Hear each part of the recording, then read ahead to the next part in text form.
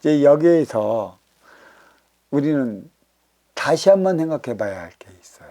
남 탓하지 마라. 그 가르침이 있어요.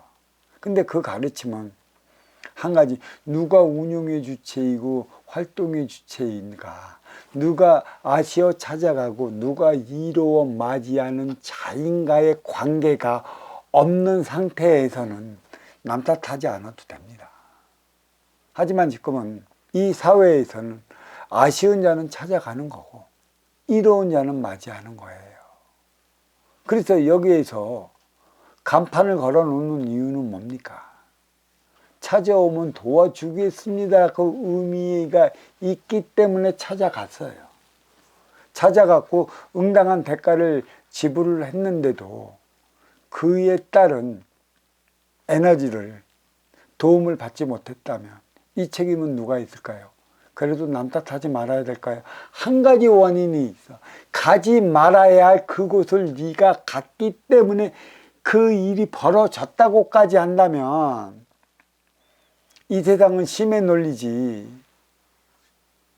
가진 자를 위한 것에 있는 것이지, 그것도 운에 맡겨? 그것도 신의 뜻이라고 한다면 인간 세상 고통을 왜 하겠어? 먼저 주고 후회 받는 행위를 왜 하겠어? 상생을 왜 이끌어내고자 하느냐는 얘기죠. 물론 그 또한 어떤 이들은 표적의 일환으로서 받는 게 아닙니까? 라는 소리로 하겠죠. 돌고 돈다면 모든 책임은 누가 있어요? 가지고 누리고 있는 자들에게 모든 책임이 있는 거예요. 아시오 찾아갔는데, 도와준다고 찾아갔는데, 그 표정마저도 피하고자 찾아갔는데 모든 것 한꺼번에 다 당했다. 그래서 남 탓하지 말아야 할까? 왜 이로운 자가 아쉬운 자간에 우리는 만날까? 이 깊이를 생각해 봐야 돼요. 찾아오면 도와준다고 해서 찾아갔는데 너에 대한 도움을 받지 못해서, 물론 내가 그 전에 내 시를 다하지 못했기 때문에 받아야 되는 표적의 일환이라면 인간 세상 너와 내가 만나 살아가야 할 이유가 없는 거예요. 그쵸? 남 탓을 왜 안 하겠어? 물론 내 탓도 있어요. 하지만 남 탓을 하지 말아야 할 이가 있습니다.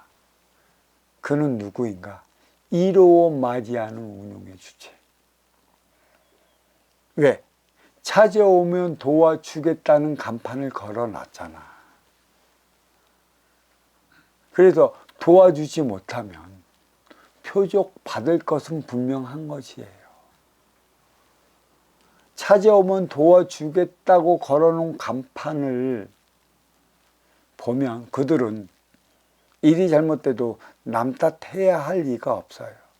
도와주겠다 안 도와주겠다는 이로 맞이하는 운용의 주체의 무기고, 자기가 심에 붙이면 나는 도와주지 못하겠으니 다른 길을 한번 찾아보십시오 하고 정중히 거절을 해야 되는데, 자기 욕심으로 도와주겠다고 불러들여 놓고 해결을 못하면 남 탓하면 안 돼요. 하지만 활동의 주체는 그렇지 않습니다. 내 탓과 남 탓의 타이가 여기에 있는 것이에요. 그 긍정의 에너지는 무엇이고 어떤 이들은 또 부정의 에너지는 무엇인가. 긍정과 부정을 가지고 또 우리는 또 논란을 일으켜요.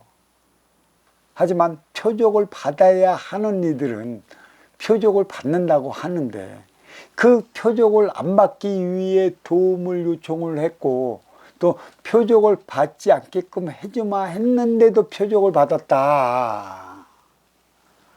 그 책임은 누가 져야 돼? 이로 맞이하는 운용의 주체가 져야 하기 때문에 아시오 찾아가는 활동의 주체는 남 탓 할 수 있는 얘기예요.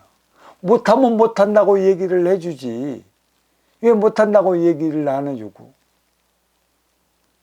이게 묘한 이해적인 상반관계가 엇갈려져 있어요. 하지만 분명한 것, 아쉬워 찾아가는 자는 이로 맞이하는 자의 탓을 할 수 있다. 하지만 이로 맞이하는 자는 일이 잘못됐다면 남 탓, 아쉬워 찾아오는 자를 탓할 수 없다. 이 분별을 우리는 분명히 해줘야 되는 것이지. 이 분별이 어리석기 때문에 우리가 우리의 주장을 못하는 것이에요. 물론 일확천금을 노리기 위해 찾아간 것은 남 탓할 수 있는 권리가 없죠. 네 욕심으로 찾아갔잖아.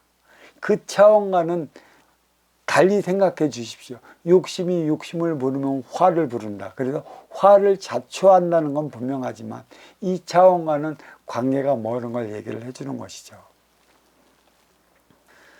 그리고 그 정신량보다 육생량이 먼저 꼽히는 이유는 여기에 있어요.